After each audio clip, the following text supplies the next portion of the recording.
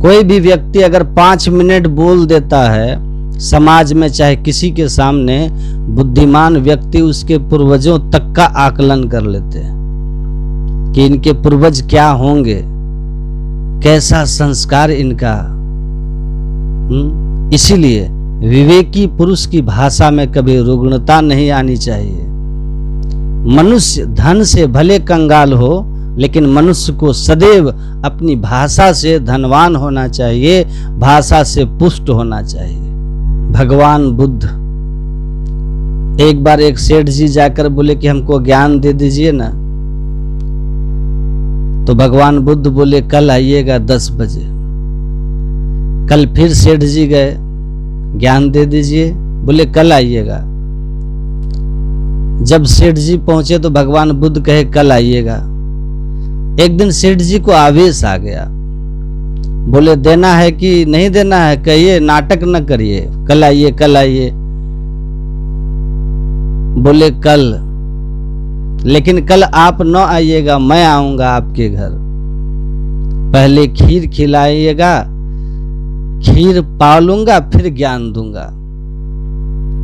सेठ जी बोले पक्का ना? बोले एकदम पक्का।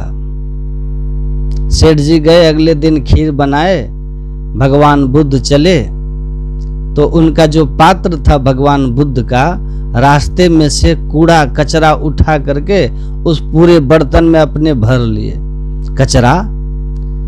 गए सेठ जी के घर, सेठ जी खीर लेकर आए तो उसी कचरे से भरे बर्तन को निकाल के भगवान बुद्ध बोले दे दीजिए इसी में। सेठ जी बोले दिमाग ठीक है?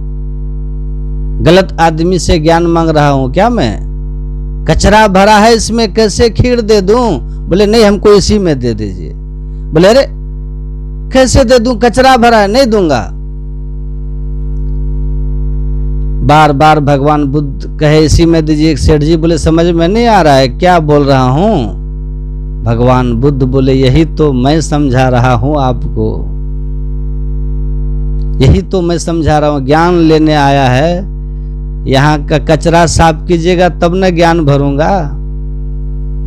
कचरा हटाइए, कचरा हटाइए। ये शरीर है तो बड़ा उत्तम, कबहू के करी करुणा नर देहि। कभी भगवान करुणा करते हैं तो मानव जीवन मिलता है। 84 लाख योनियों में सर्वोत्तम योनि है मानव योनि, इससे बढ़कर के और कोई योनि नहीं हो सकता। लेकिन ये सब होते हुए भी इसमें एक कमी है। बोले कमी क्या है? बोले कब आपके हाथ से बाजी चली जाए इसका कोई ठिकाना नहीं। बहुत अच्छा शरीर मिला है, मानव योनि मिला है, सब सोचने समझने और करने की क्षमता है तुम्हारे अंदर, लेकिन अगले क्षण जिंदा रहोगे कि नहीं रहोगे इसका कोई ठिकाना नहीं है।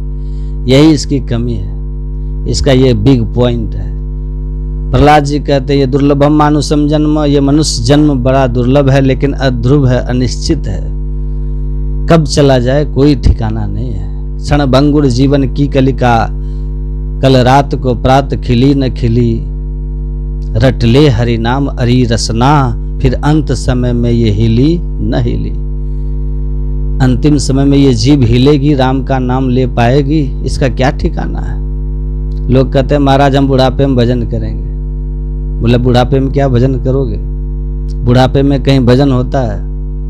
बुढ़ापे में मुंह में एक भी दांत नहीं रहेगा, राम राम कहोगे तो आम आम निकलेगा, राम भी नहीं कह पाओगे।